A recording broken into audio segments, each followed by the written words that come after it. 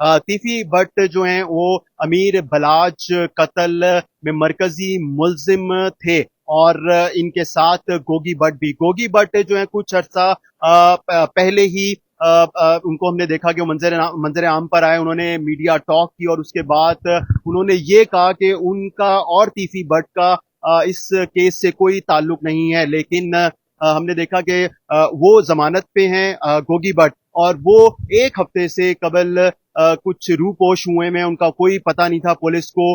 जैसी गिरफ्तारी का इलम हुआ तीफी भट्ट की, तो उसके बाद गोगी भट्ट रूपोश थे और अभी तक उनका कुछ पता नहीं है।